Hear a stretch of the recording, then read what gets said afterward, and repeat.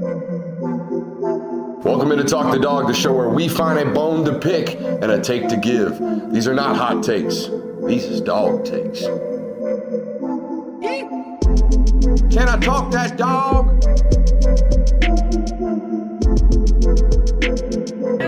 What's up? Really like that. You really like that?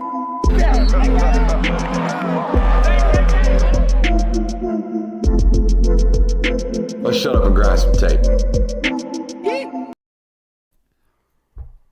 What is up, ladies and gentlemen? Welcome in on this fine Wednesday evening. We do it every Tuesday and every Wednesday. Hot off the pressers, your boy comes straight downstairs, runs down them joints, throws on the microphone, pulls up the notes, and gives you straight from the presser, hot off the presser. We had Dillon and Oscar Delp today.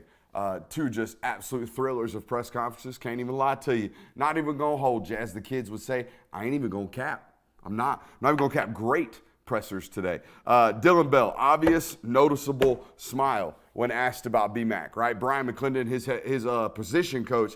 I think sometimes it can be often misinterpreted how much time you spend with, like, say, a head coach, right? Your head coach, kind of the CEO of the organization. The person you spend most of your time with is two people. It's the strength and conditioning coordinator, okay, and it's your position coach, unless you're often hurt, and then it's the AT, right? It's the athletic trainer. You spend a lot of time in there with the rehab facilities and whatnot. But if you're a healthy football player and you're an active football player, the person you're spending most of your football time with, okay, around the building and inside the building and on the practice field is your position coach. So to see that it was obvious. If you go watch the pressers today, hey, what's it like playing for BMAC? What's it like playing for Coach McClendon? Boom, immediately, like light up on the face. That's good. That's what that guy was brought in. And not that Cortez Hankton didn't do those things, but the reason Brian McClendon has been brought in and the reason there was optimism around him being brought in as the wide receivers coach at the University of Georgia is because of that right there. He gets a noticeable, palpable response from wide receivers, not just in his room, but on the recruiting trail as well. It hasn't paid dividends yet. You have not landed a five-star wide receiver, even though Nykar's kind of flirting his way into that discussion. We'll have more on that later. But remind me, Friday Night's Mic'd. That poll come to an end middle of this show. Remind me, don't let me forget. We got to announce where we're going. But anyways, it's a palpable and noticeable difference. This guy's getting you into rooms. If you remember, in the end of that 2023 cycle, y'all are flirting around with Hakeem Williams, right? Y'all are in rooms for five stars. Y'all are talking to preeminent, highly touted wide receivers. Did you land them? No. But 24 months before that, you weren't even getting into those discussions, right? You weren't even having the opportunity to talk to those individuals and get, if you will, a final meeting. So hearing those things from players, it's noticeable that guy's making an impact on that receiver room. He did say, it was interesting to hear him talk about how one of the main reasons he left Texas and felt comfortable leaving the state of Texas and coming to the University of Georgia and playing at UGA was because of Adonai Mitchell. He said that him and A.D. Mitchell were actually classmates in middle school and that A.D. played a major role in him coming to the University of Georgia. So the obvious follow-up was, hey, what were your feelings, when he obviously made his decision to transfer, and did that make any impact on you?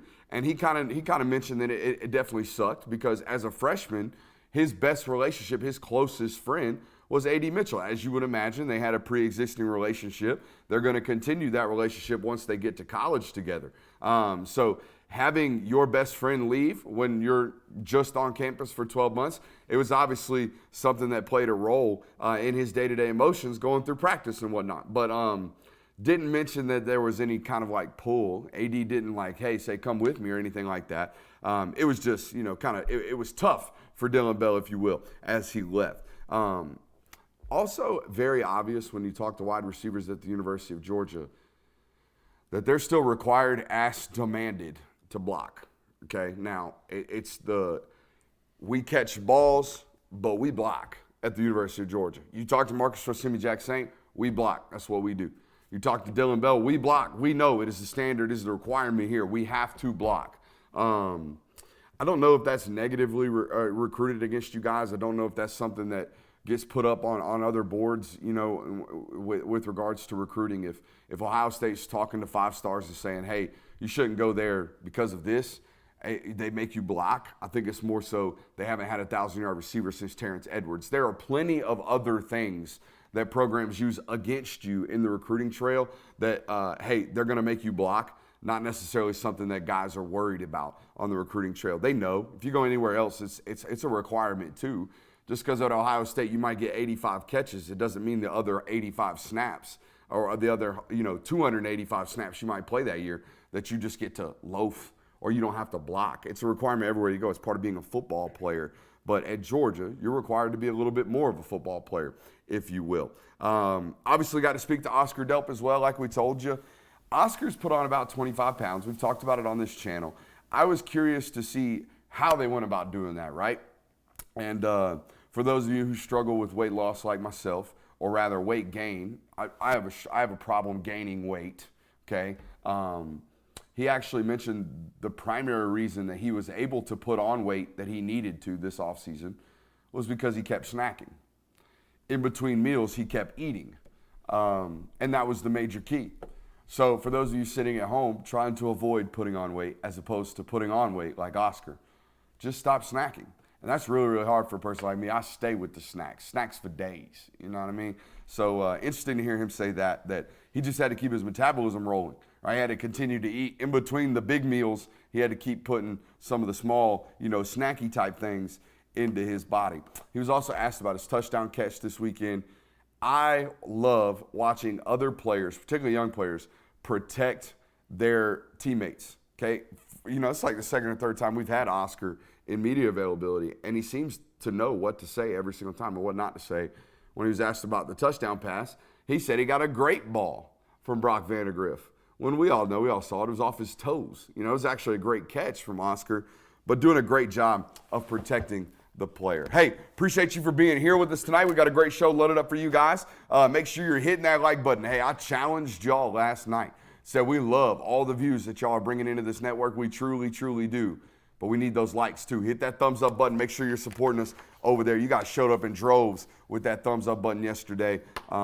Sorry about the floating head. I only had black on me today in the room. It's noticeable in camera 3. I'm looking over here. I definitely look like a fat floating head, but that is what it is. Maybe when you guys are filibustering, we can get some type of wardrobe change in here. I'm sure there's a t-shirt lying around somewhere. I think I see one right now. But nonetheless, make sure you're hitting that thumbs up button for us tonight. We got a great one for you. Just how great can Georgia's defense be in 2023? We're going to talk about that. We forgot to play our little game of how much last night. We're going to play how much and how many tonight. How about that? We're going to talk about 2 concepts of the day. We're going to explain to you what it means to do more with less at the University of Georgia. And we're going to talk a little bit about whether or not there's anything that Kirby Smart could possibly learn from the very, very quick debacle that was the Clemson regime, if you will, the Clemson dynasty, the Dabo dynasty, which we murdered last night. We threw dirt on. We didn't just kill. We put it in the grave, and we threw the dirt on it. Boys, welcome in on a Wednesday. How we doing? Chilling. Matching tonight. Look at you. Yeah, mine's a little bit, Competitive over there. Mine's a little darker. That's not even competitive. I didn't say it was better. I mean, that's pretty on brand for you. What? Nah, we ain't gonna get it. Jeez. Nah, I mean, it's been what? We're like, are we 20 shows in at this point? 25 shows in? How many shows are we in? Okay, this is week 3.5, right? We started on the 7th. Yep. 12. That was on Monday, right? This is 15. So yeah. So this is like show 15. Mm-hmm. We're cooking. We're vets. We're cooking in here, boys. Man, we are absolutely getting after it. It's been a great time to be here. I know you guys have showed up in the subscriber lots like crazy. I think we've gone up 2,000 subscribers since the new studio has debuted. So shouts out to you guys. We appreciate you for being here, and we appreciate you for showing some love. Man, I was watching some film on this defense the other night, and I talked about it last night where I gave you my film observations, and the team speed stood out, and it was rather flabbergasting just how good they look on tape. And watching Malachi and watching Michael, and I'm just like, man, it feels like 2021 on tape. They feel like 2021. You can feel the tape. I can't remember which coach it was last year that said that about Georgia. It might have been Sonny Dykes. Sonny Dykes said when you turn on Georgia's tape, you can feel that defense. You can feel how big and physical they are. You can feel how fast they are. It pops up. It's palpable, like we said earlier. That word we used might be the word of the night, palpable. You can feel it, right? It's noticeable when you turn it on. I felt that way about this 2021 or this 2023 defense the other night watching it. So I asked my boy Jay Will, hey, can you go crunch some numbers on this defense just so I can know if I'm going to compare them to the greatness that was 2021. Just how great are they? And, well, we got some stats that let me know I don't think it'll ever happen again, what we saw in 2021. Yeah, the first one I found, if you played Georgia during the 2021 regular season, you had a 62% chance of your drive ending in either a turnover or a 3-and-out. 62%. The second one I found, if Georgia had done nothing but punt for every single possession in the second half, they still would have won 13 games. Dang near would have still won the national championship if they just punted in the second half of every game. Absurd. Yeah. Now, it's a credit to first half starts, right? A credit to first half starts and offensively getting points on the board.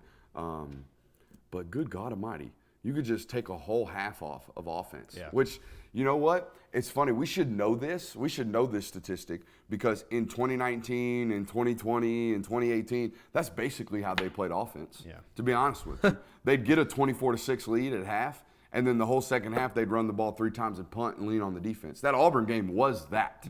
You know what I mean? They scored 0. In 2019, the Auburn football game, Auburn took 60 snaps in the second half on offense. Bo Nix is running around like a chicken with his head cut off, and you guys can't seem to stop him. But offensively, the reason you couldn't stop him defensively is because you were on the damn field the whole game because offensively, you were DeAndre Swift, Brian Herrien, DeAndre Swift, punt. Yeah. That's the whole offensive mindset for a long time under Kirby Smart, basically until Monken got there. Yeah. So I just think that's crazy.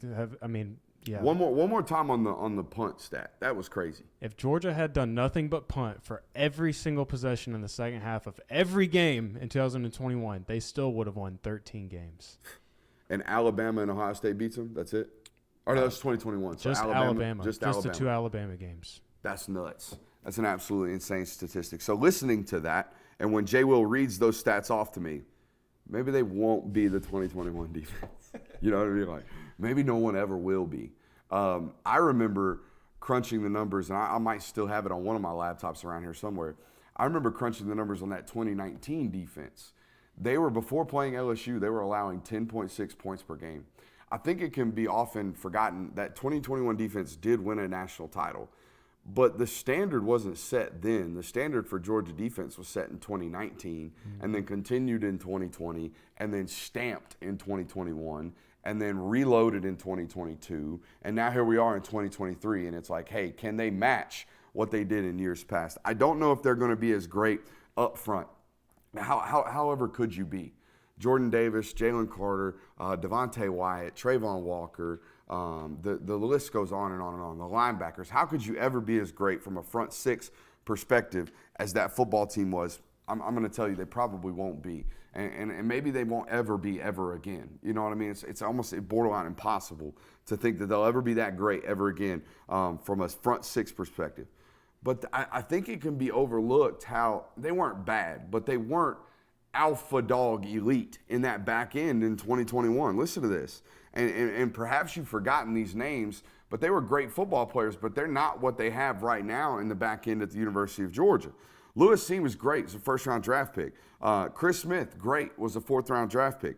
Dan Jackson, still on the roster. That was your safety core, right? Towards the national championship, Dan Jackson's playing critical moments, all right? And he's like, what, the third or fourth safety right now on this roster? Okay? Darian Kendrick was your starting corner. He's a fifth-round draft pick. He's a really good player, but you had to get him out of the portal just to survive at corner. Keely Ringo was your other one, okay? Latavius Burnett was your starting star at the beginning of the year. Okay, William Poole ended up playing that position towards the end of the year, but it was Burnett and William Poole. Okay, no offense to those guys. Those are great football players. But it's clear to me that if we're going to look at that 2021 defense, how and where could they be better? This defensive backcourt is far superior to what they had in that year, man. Malachi Starks, Javon Bullard at your safety group, Tyke Smith, Jonel Aguero rotating in potentially at that star position, Kamari Lassiter at corner, and whoever else plays along with him, that group right there alone is certainly better than that 2021 unit that was heralded as the best defense in the history of Georgia defense, which, again, hard to beat, hard to argue with. But from a unit perspective, they're as good in the defensive back room as they have ever been, except for maybe 1 year. Maybe 1 year. I have a real affinity, and perhaps it's because it was the first year I really started covering Georgia, or perhaps it was because the first year I really started studying Georgia. But that 2019 defensive backfield is elite. There are some great football players in that group. In fact, there are two and a half first rounders, okay, in that unit from 2019. Listen to this. Tyson Campbell and Eric Stokes were your starting corners. David Daniel rotated in a little bit, but your starting corners were Tyson Campbell and Eric Stokes. Tyson Campbell was the 35th overall selection in that NFL draft. Eric Stokes was the 29th overall selection in that NFL draft. Y'all know my affinity for Richard LeCount and J.R. Reed as safeties on this program and in this football program at the University of Georgia. They're as good as there's ever been. And Tyreek Stevenson played the star position. He was a borderline first-round draft pick. That group right there is scary as shit. This group right here might be as good, if not better, because of one reason and one person. I was texting people today, and I like to put these topics in front of people before I bring them to you. People who aren't just my opinions. I think I got really good football opinions, but I think the best football opinions, particularly about your football team, come from within that building. So every time I do these things, I like to ask people in the building, hey, is this unit better than X? Is this person better than X? What are your thoughts on this opinion? So when I put this up to people today, the 2019 group got brought up really, really quickly, but the answer was Malachi Starks is so damn good that they're better than everybody. Malachi Starks accounts for 2 because he does. He really, really does. We were talking about it before the show. Malachi Starks is the combination between Tyreek Stevenson being able to cover guys in the slot and J.R. Reed being able to cover and be everywhere he's supposed to be and be the striker that Richard LeCount is. He is all of those guys. He is all those guys tied into one. Guys, I don't know if this group will ever be as good as that group was from a front six perspective. But how much is it worth that they're far superior in the defensive backfield? I think it really makes a difference this year specifically because you don't have the defensive front that you've had in years past where you do have those ultimate forces of Jordan Davis, Jalen Carter, Devontae Wyatt, Trayvon Walker. You can even add Nolan Smith in there a little bit. Like, I don't know.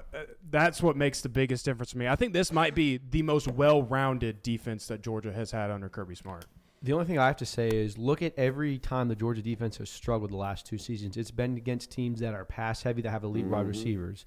You match elite DBs with that solves your problem. So, yeah, I think it's huge that you have a more elite back seven than you do in years past. And here's the thing that I noticed, right?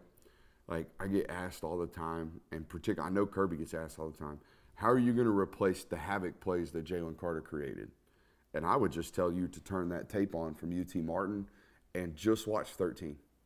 Don't do anything else. Just watch Mykel Williams. Watch how they use him, where they put him, what he's doing, and then understand that he's every bit as disruptive as Jalen Carter, except he plays way harder. Like we've told you on this network for years that defensive linemen are pretty notorious for taking plays off. 13 does not. 13 does not take plays off at all. Every time I turn the tape on, no one is trying harder, moving faster, running longer than 13. There's just not a person on the field doing it other than maybe Malachi Starks. That's about it. So when you have someone who is this talented, someone who is this game disrupting, okay, and someone who does not take plays off, I'm telling you, he might impact the game a little bit more than 88 did. 88 did a lot of great things on 3rd and long. 88 did a lot of great things on 4th and short. 88 did a lot of great things with the ball inside the 5, okay? But on 2nd and 6, sometimes it took plays off. Is all I'm trying to tell you, and Mykel Williams does not. So there is a potential that, yeah, you don't have 5 game breakers, but maybe you have 1 game breaker who game breaks more than 2 of them combined, okay? Because that's possibly what Mykel Williams could be. Maybe not this year, but certainly next. And I think by the end of the year, Pop and Smile will be as good of a 1-2 punch as any linebacking core they've had. But the problem is I don't believe that anyone will be the third of the trilogy like Channing Tindall was. Okay? I don't think they're going to have that. I love C.J. Allen, but he is a freshman. So let's not be sitting here acting like he's going to perform like a 3rd-round draft pick right now, like Channing Tindall did that season. I do like Xavier Sorey. I love that Coach Smart thinks he's continually developing and doing the things required to stay on the field. But let's be honest, he's not quite ready. Even Smart said that yesterday when we talked to him during press availability. So E.J. Lightsey might be the guy, but he's dealing with some chronic pain is what it sounds like right now. And, of course, Raylan Wilson's going to get on the field. We love Raylan Wilson as an evaluation. Raylan Wilson's hurt right now. So there are some differences, right, between what's going on in that front six. But from a defensive back standpoint, I think they're elite. And I did love, I know the chat's talking right now, in Julian Humphrey. I loved what I saw on the tape from Julian Humphrey this weekend. But what I'm trying to explain to you is that they're gonna rotate that spot. I think opposite of Kamari, going to continue to rotate that spot until the meat of the schedule, and it really doesn't matter. I think all of those guys, and based off what we've seen through camp and up to this point, all of those guys are relatively equal. Okay, so rotate a guy in there. I don't really care. The 6, the 5 that y'all are playing are better than any 5 you've had. Would y'all agree with that in the defensive back room? Oh, yeah, 100%. for sure. Don't be yes men. Push me back here. That No, 2019 I will say, group was really good. I was going to say this is that I think, honestly, that 2019 group gets a little bit of a bad rap at times because all anybody really remembers from like Tyson Campbell, Eric Stokes is the 2020 Alabama game where they struggled against Alabama, or 2019 against LSU when nobody was stopping that LSU offense, but people thought Eric Stokes and Tyson Campbell in that safety group were supposed to be the ones to do it. So I think a lot of people remember the bad things that happened with that group, but man, there were so many good moments that that group had. Yeah, I mean, I agree. Yeah, they got flat out cooked against LSU that one year. Yeah. Except for DJ Daniel. DJ Daniel played really well against Jamar Chase in that football game, and then just never really did anything after that. Tough. Hey, a lot of people in the chat right now, a lot of people on the show right now. Make sure you are hitting that thumbs up button. Make sure you're supporting the channel. The ratio right now, not necessarily loving it. Bump that ratio up. Got to be elite, okay? And all that good stuff. So, yeah, I don't know what the ceiling is for this defense. I'm just telling you from a defensive back standpoint. They're scary good, man. They're scary good. There's one liability, not even liability, but there are some teams that are going to attack you in the slot. There are. Okay, if there's one quote-unquote weakness, it's going to be, can we win 50-50 balls when corners are getting the ball thrown up, right? A.J. Harris lost one on Saturday. Dillon Everett got called for a PI on one on Saturday, right? Can we win 50-50 balls? And do we have enough total team speed at the slot position and experience at the star position to not get ran by against teams like Tennessee, against teams like Alabama, and a guy named by the name of Isaiah Bond, right? Can we make sure when it is required by us to be elite at that slot position, can we make sure we're great there? And if we have to, do we have to maybe put Malachi Starks in at star and play a strictly man-to-man coverage unit and maybe put Tyke back at safety? Are those things that you have to maybe make adjustments with throughout the year? It's also part of the reason why I think they're so great and why Malachi is so great. They can play this. I think it should take us right into our concept of the day. I know I'm going out of order here, boys, but let's talk about it. Let's talk about dime. We heard Kirby Smart get asked about what, bang? We heard Kirby Smart get asked about dime the other day during his press conference. Somebody said, Kirby, noticed you're playing 3 safeties. And he said, that's not 3 safeties. That's a little something we call dime. And everybody plays dime. So nickel, what is nickel? Well, nickel, okay, nickel, like you think, is 5 DBs. And because football coaches are just so daggum smart, dime is obviously 6 DBs. When we put dime in, okay, we obviously play 6 DBs. Nickel is 5, dime is 6. But coach, dime's a word 10 cents, not 5 or not 6. Hey, don't worry about it, son. On to the 7 technique, you know what I mean?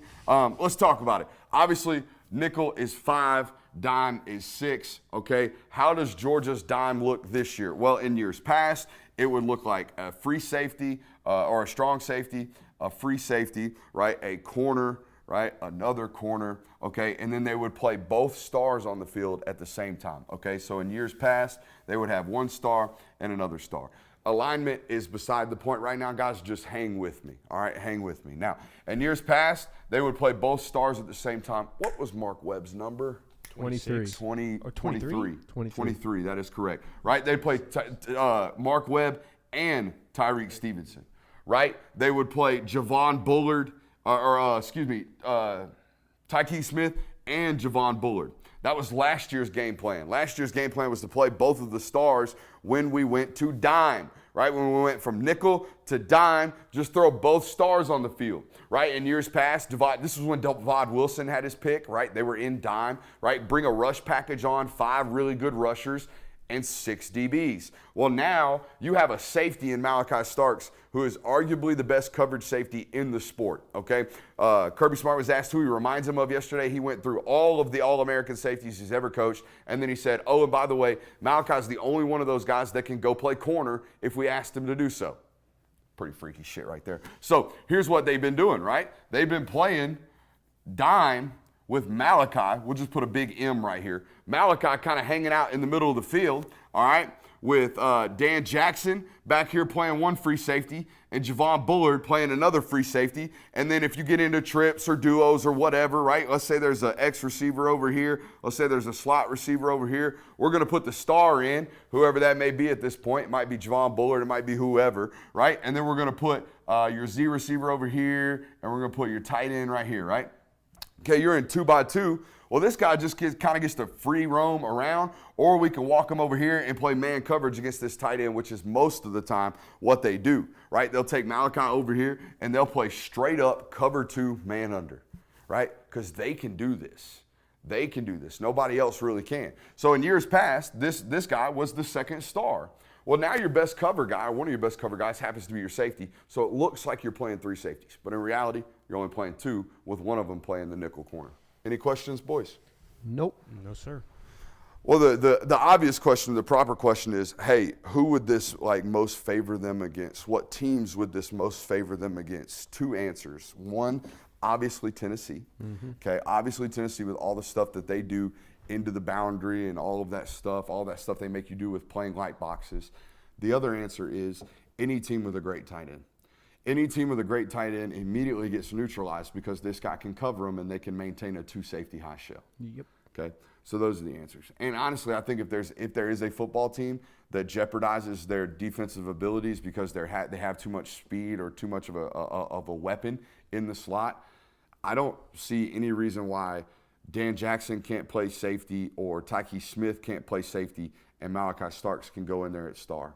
Okay, I know we talked all offseason, okay, because we heard the rumblings about Jonel Aguero being the man-to-man weapon in that star room, right?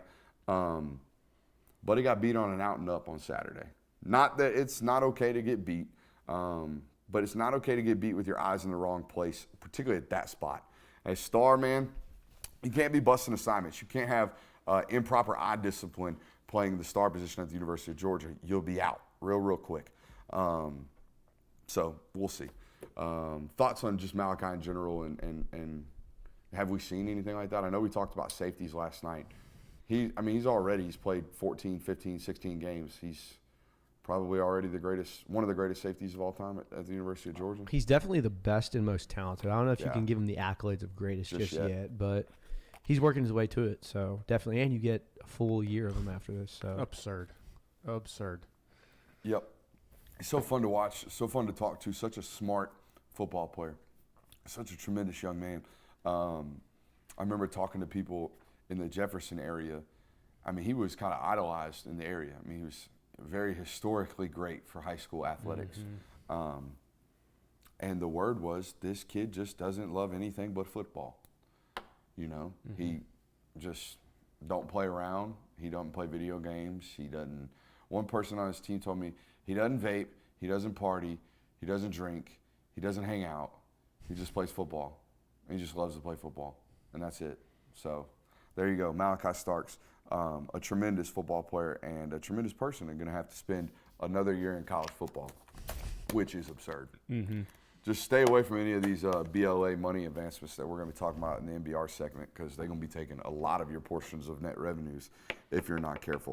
Hey, let's play a little game. We talked about it yesterday. We talked about playing How Great. So I tasked the boys today to throw some additional How Greats at me. Hey, how great can this defense be? How great is the concession stand food at the University of Georgia? I don't know. Whatever the How Great segment goes today, boys, it's on you. So we tasked you with something today. I hope you come strong. What do we got? Well, I'll go ahead and get this one out of the way since we kind of already talked about it. But how great is it that Georgia gets one more year of both Malachi Starks and Mykel Williams? It's crazy. I think it's almost It's not as absurd as the Brock Bowers having to be in college for 3, but it's almost up there. I mean, Brock Bowers was the best tight end in college football, 4 games into his college career? Yeah. Right? I mean, it was like, bam, whoa, that guy's different. And everybody was like, oh, shit, he's got to be here for like 35 more games. It kind of feels like that, too, for Malachi and Mike Hill. It much more for, well, no, I mean, both of them immediately make an impact their first game of their freshman year. So, no, that's pretty absurd. I'm still waiting on it. I'm still waiting on that one football player to just have 2 great seasons and be like, I'm done. Yep, I'm gonna practice running my 40s. I'm gonna eat well. I'm gonna go hang out in Arizona at the NFL prep facility, and we're gonna be cool. I'm still waiting on it to happen. I don't know if it ever will. Jadeveon Clowney kind of did it, but You damn right. It happened in 2014. That dude mailed it in so hard. I ain't never seen something like that before. So the other one I have is, how great is it that Kirby Smart has a staff full of former dogs and associates that are relatively unpoachable? Like, no one's coming after Mike Bobo. No one's coming after Will Muschamp. People are coming after Glenn Schumann, but he kind of wants to stay. Todd Harley doesn't seem like he's going anywhere. So you've just got a slew of coaches that you don't have to worry about retaining and replacing year in and year out. Yeah, even Dale McGee. I mean, there's been rumblings of him potentially wanting a head coaching job, but, like, it's going to have to be the right job. You know what I mean? It's going to have to be an ideal job. I've said it on this network before. I don't believe Dale McGee is going to be out here taking the Troy job, right? Or taking, no shots to Troy, but taking some mid-major job when he's waited and waited and waited and waited and waited. And it's not like he's taking lateral moves, and I also don't believe he wants to be an offensive coordinator anytime soon. So, yeah, you're right. I mean, when you look through all of the guys on staff, it was Warren Brinson that told the media that Trey Scott told him during his recruitment, and still to this day tells him that Kirby Smart will have to rip him from the building to get him to leave the University of Georgia under Kirby Smart. Yeah. Said he would have to absolutely fire me. I would never, ever leave this place as long as this man is coaching here. So it's two-pronged approach, right? I got guys that love Georgia on my staff, but he also does a tremendous job of making sure guys love him and love working for him, and it wasn't always like that. It really wasn't. I talked to somebody in the building the other day that said they used to be in the building until 11:30, 12 o'clock at night, and it wasn't like they were being productive. It was just this feeling of the first person to get up will get judged, because we run this place about work. That's all it is. We grind all the way to the bone. That's how we do it here at Georgia. We leave no page unturned, right? And it's only by a byproduct of work. Work. That's it. Okay, well, it's changed. It's changed now. When I leave the building, when I leave the building at like 7:30, after pressers, it's not a full parking lot. You know what I mean? Like, not everybody in the building is required to stick around anymore. There is a work-life balance. Used to be it was work is your life, that's the balance. Now there seems to be some of this going on at Georgia, so I don't think you're going to see as much of a burnout factor as I thought maybe there might be one day. Because, like, when I first started covering Georgia, the only thing that could come to mind to me was, God damn, it must be hard to work for that guy. You know what I mean? God damn, it must be real, real hard to work for that guy. Like, he is just on all the time. And you're having to work your ass off. And, like, you would talk to guys in the building, they're like, yeah, I work 8,500 hours this week or whatever. And, like, that's fine. That's fine. But also, do you know what the number one requirement is to work at the University of Georgia? He said it at SEC Media Days. You remember what it was? You got to be selfless. Selfless was one of them. You have to have the selfless trait, is what he said. Yep. And what was the other one? I can. Something like love what you do. Nope. Close. You got to love football. Yeah. Do they love football? All right, I got that it. was it. Do you love football? And all of those guys love football. Every single person in that building loves football. And when you love something, you have the ability to work at it more. You certainly do. But there has been a little bit of a balance there.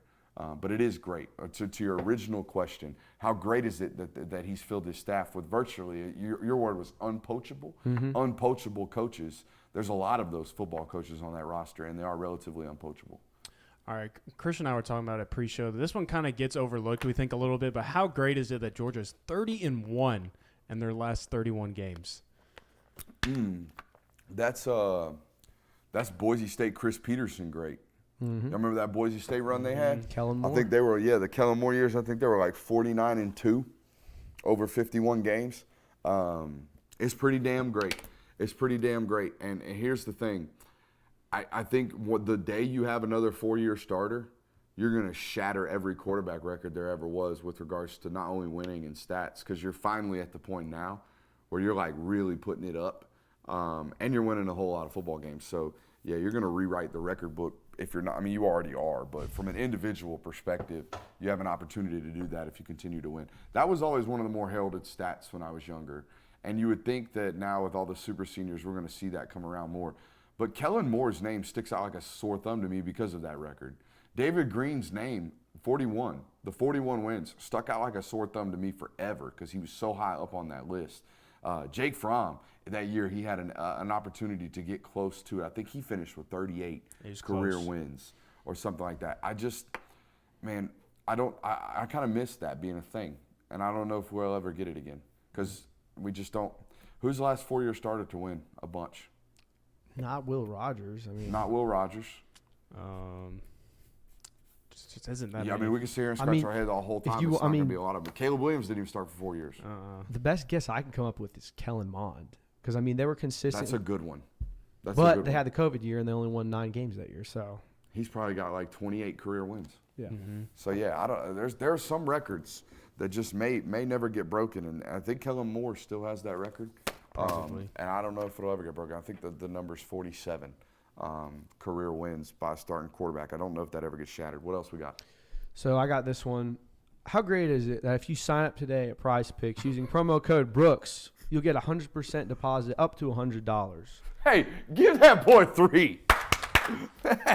Boy, right there. That's a company man. That's a company man right there. I love that, Kirby. I actually went into your show notes and took out Prize Picks, so you didn't remember to do that. Did you really? It up. Yeah. I was wondering why. I had it in my mind earlier. I don't know where we were at. We were in the middle of I was watching film, and I got halfway through it, and I was like, shit, I didn't do a Prize Picks read. So good on you, bro. I had to sneak that Way one more in. people watching right now than at the very beginning. So, dude, that's such a good call. Still haven't gotten anybody tagging me on your locks yet. Okay, look, dude, I've got a family to feed upstairs. I do. Okay, most of them are asleep right now. The wife's not, but I have a family to feed. And if you're not feeding me Prize Picks locks, I don't know where my supplemental income's going to come from. So I need that right now. So the next time you go over on Prize Picks using promo code Brooks and you put a lock in over there, slide your boy a DM, tag your boy on Twitter, do something, okay? And let me get in on the fun because I'm trying to get some dubs. We ain't getting too many of them around my parts. So maybe you guys can help me out a little bit there.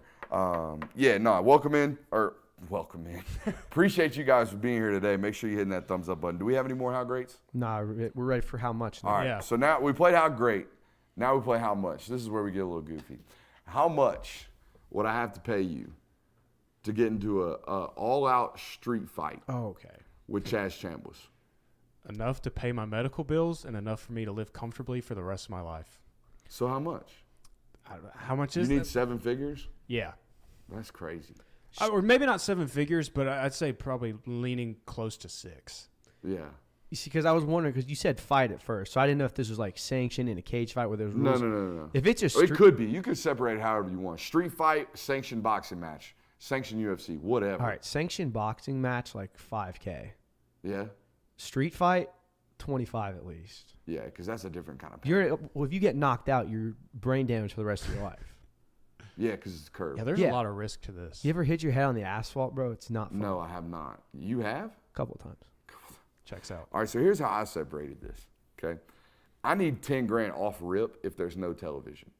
If there's no television, you can whip my ass for 10 G's. All right, no phones, no nothing. But the moment there is visual records of me getting just absolutely foul-apped by Chaz Chambliss or whoever, because it's going to get ugly. Like, he's going to, you know what I mean? It's going to be one of those hitting the canvas. I need a meal. I need a crisp meal. I need a meal because it's going to live forever of me just getting. And that's your identity for the rest of your life. Like, that is who you are. Hey, there's that fat guy that got slept by Chaz Chambliss. Yeah. I got paid, though. Yeah. You didn't even take into account the on-camera aspect. No, I didn't. No, I didn't think about that either. I did because I'm constantly in fear of, like, something happening to me like that. Yeah, if it's pay-per-view, I need a really decent cut of that pay-per-view check for sure. I don't know how many people are watching you get dubbed up by Chaz Chambliss, but yeah, I don't know how many pays per view will actually get there. How much would you pay? Okay, and this one's for the chat too. How much would you pay to sit in on a Monday morning meeting or a Sunday afternoon meeting with Kirby Smart? Honestly, I'd say I'd be willing to pay more for that than I would for how much you'd have to pay me to fight Chaz Chambliss. Really? Yeah. I don't know, dude. So you'd rather learn more about football than get your ass beat by Chaz Chambliss? Yeah. I'm going to have to let Chaz know that. I don't know, dude. Money's kind of tight. And, I would say. Well, this is the assumption that you have the money to do If I have the money, Yeah. all right, if I've got money, I would put up $1,000 for that. Just to sit in on the meetings. I'm putting up 2 Dude, easily. but think about this. Like, you are getting information that, like, hardly anybody else in this world has ever seen or, like, been a part of. Like, that's how I see it. Like, you are getting to do something that, like, nobody else, hardly anybody else in this world has gotten to do. Like, someone that's not a part of the program. Yeah, that's a great point. But the information is so irrelevant. It'll be irrelevant in the next 7 days. To you. But How would that be irrelevant? Dude, that's such a kick-ass story to have for the rest of your life. Like, that is... y'all are doing it would be nostalgic, it would be fun, it would be great. Look. From a knowledge perspective, it's priceless. If you care to know about football, it would be priceless to watch him evaluate what is right and what is wrong. There is no price on that for me. I put down $2,000 just because, you lose $2,000, you don't feel it. I don't care who you are. That was my answer. But some of the chat said they'd pay $5,000.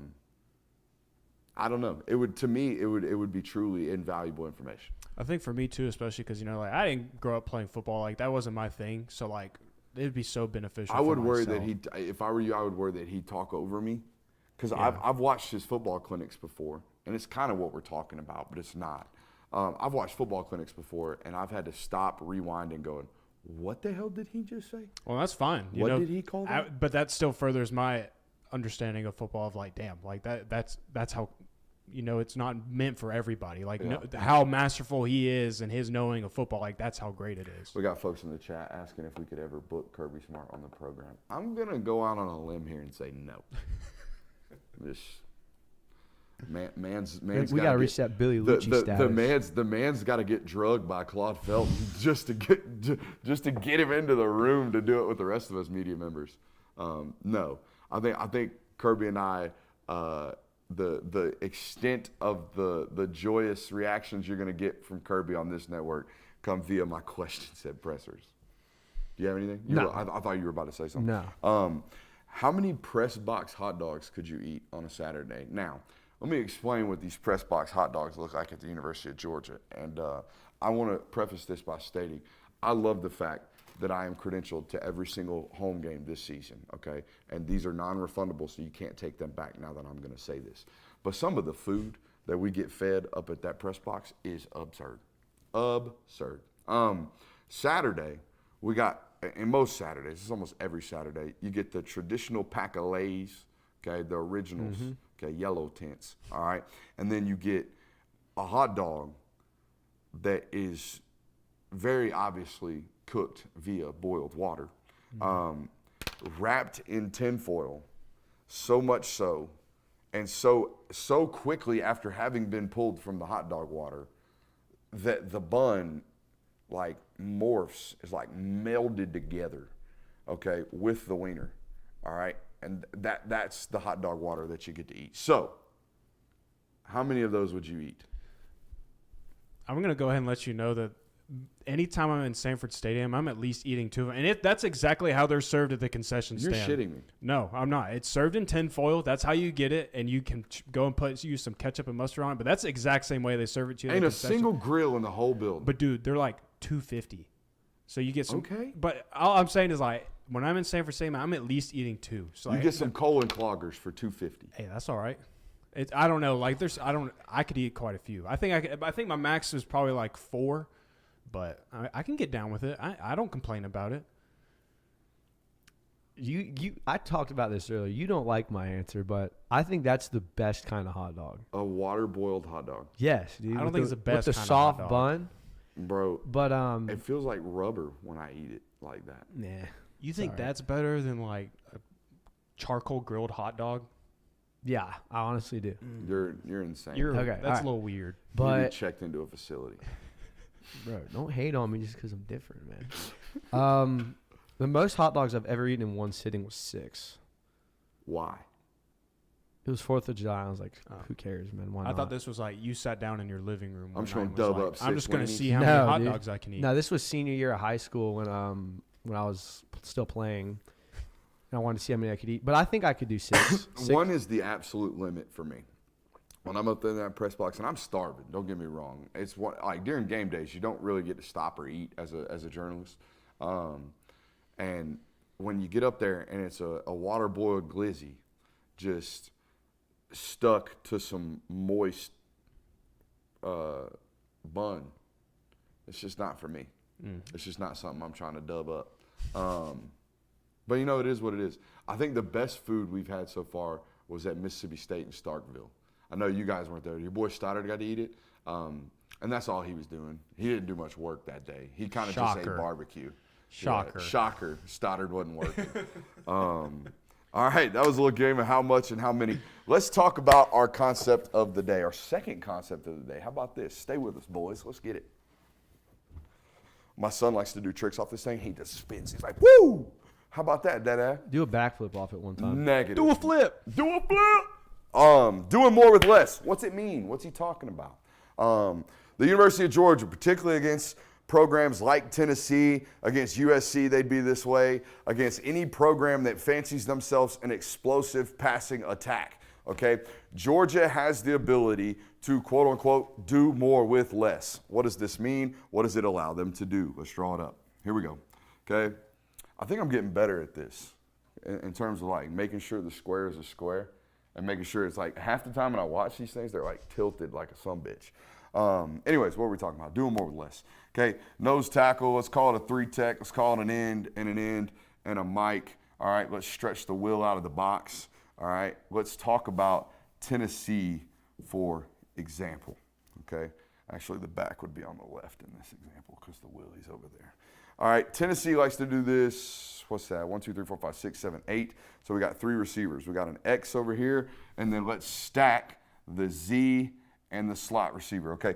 Tennessee likes to do this, right? They like to spread you all the way out and make you play with 5 guys in the box or make you walk a safety down, your strong safety kind of closer near the box, right? To alleviate this box count, right? There are 1, 2, 3, 4, 5, 6, a ball carrier, 7, 8, the quarterback in the box. All at the University of Tennessee, by the way, who over the past couple of years have been rushing threats. They've been able to add into the box or add into the count for the run game. So what does that mean? That means these 5 guys got to be able to stop the run with minus counts, right? They are down 2 here. There are 5 people here. They've got 6 to block and 2 ball carriers. We are minus 2 in the count, if you will. Okay, remember that movie 21?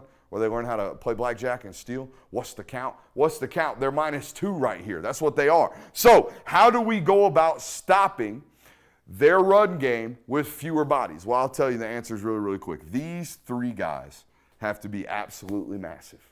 Massive 2-gap and eating sons of bees. You know what I mean? Sons of bees. This guy normally plays in about a 4-eye. All right, so he's in there, and these are what they call their big ends. All right, these are Micah Williams, Tramel Walthour, Tyrion Ingram-Dawkins. All these individuals share a lot of things in common, but most of it is that they're plus 6'4" and they're plus 250.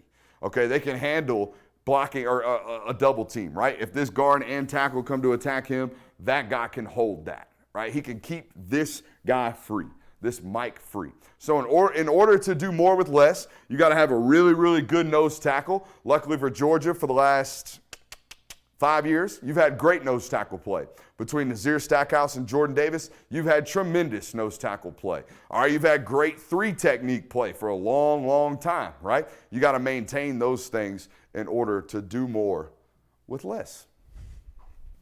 I always think it's funny that when like Georgia players try and explain this and they say like, "Oh, we do more with less," people always take it as like, "Oh, we do more with less talented players." Because you remember when Nolan Smith talked about that, and people threw a bunch of shade at it. So no, it's literally doing more with less numbers in the box. That's all it is, and it's the key. It really is. It's the key to elite defense.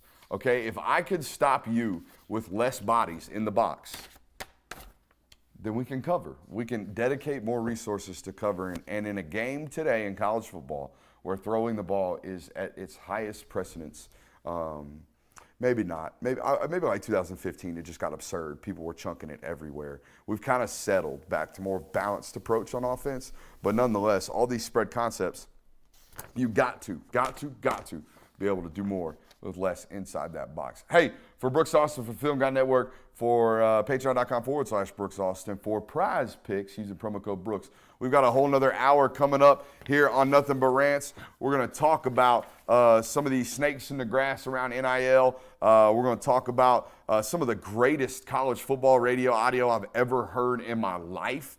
Caleb Williams potentially going to the NFL. We're going to crap on Billy Napier. It's all great stuff.